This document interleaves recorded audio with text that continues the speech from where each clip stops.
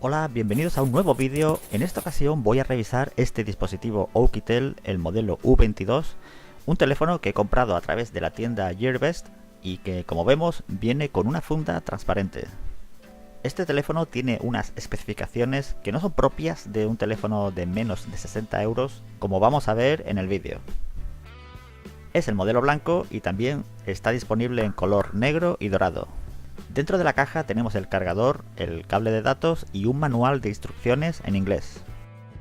Para los que no lo sepan, lo primero que debemos hacer es quitar la tapa trasera, ayudándonos de una tarjeta por ejemplo, y quitarle el plástico a la batería para que funcione.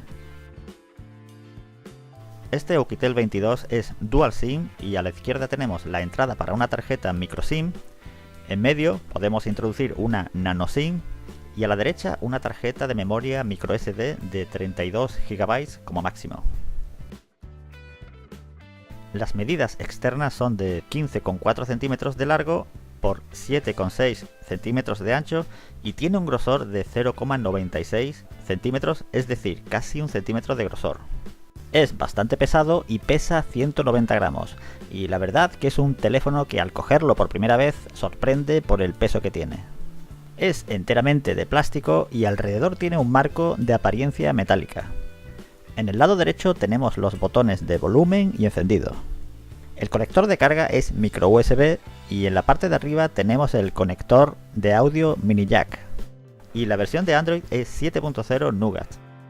La pantalla es HD 1280 x 720 de 5,5 pulgadas con curvatura 2.5D. Monta un procesador MediaTek a 1,3 GHz con GPU Mali 400. Tiene 2 GB de RAM y 16 GB de almacenamiento ampliable por tarjeta microSD. La batería tiene una capacidad de 2700 mAh.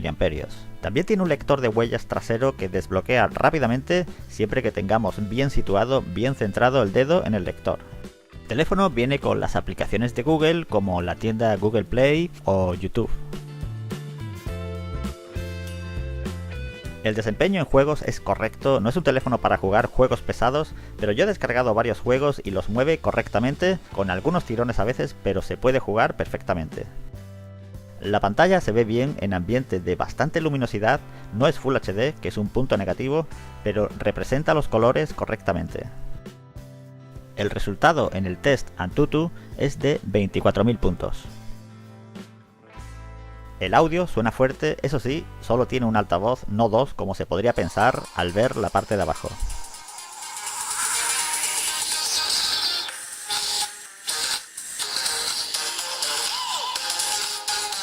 Como dije al principio del vídeo, tiene detalles que parecen de teléfonos de gama alta, como es la doble cámara trasera y doble cámara delantera con flash. Las cámaras traseras son de 8 megapíxeles y 2 megapíxeles, y la de 8 megapíxeles puede llegar a 13 megapíxeles interpolados. No hay que engañarse creyendo que va a hacer fotos estupendas por tener una cámara doble, y en condiciones de luz sí que podemos hacer buenas fotos.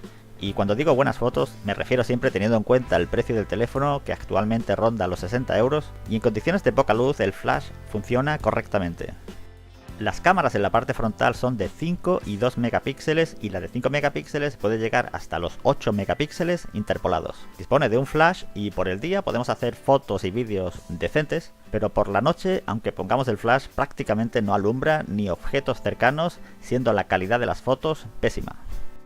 La aplicación de cámara tiene algunas opciones como el modo bokeh, que nos enfoca donde toquemos con el dedo y desenfoca el resto de la foto.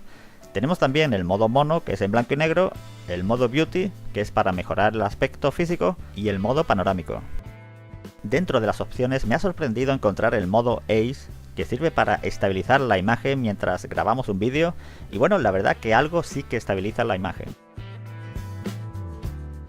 También podemos ver el autofocus, que funciona bastante bien enfocando de cerca a lejos rápidamente.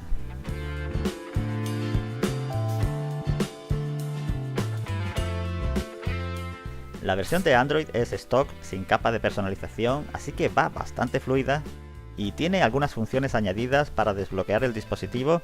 Así, si escribimos una letra, la O por ejemplo, esta letra está asociada a la aplicación YouTube y directamente al desbloquear se abre la aplicación. La duración de la batería con un uso de aplicaciones de mensajería, WhatsApp y navegación web puede llegar al día perfectamente. En los ajustes tenemos algunas opciones para ahorrar limitando la sincronización de aplicaciones y aquí vemos 2 horas y media de uso de pantalla, pues he estado jugando y jugando a juegos pesados sí que va a gastar bastante batería. Ya por último, para concluir el vídeo, decir que no dispone de conectividad 4G, tampoco dispone de chip NFC, dispone de Bluetooth 4.0, antena GPS y podemos conectar a redes Wi-Fi evidentemente, pero no en la banda de 5 GHz.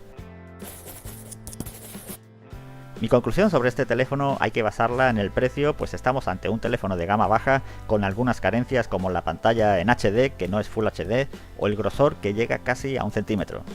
Pero como ya digo, basándonos en la relación calidad-precio, este dispositivo supera ampliamente lo que podríamos esperar de un teléfono de aproximadamente 60 euros, pues tiene potencia para poder jugar a muchos juegos, más de lo que yo esperaba, y el desempeño de la cámara, de la batería y en general del dispositivo es correcto. Bueno, pues esta ha sido la review de este Oukitel U22, nos vemos en un próximo vídeo.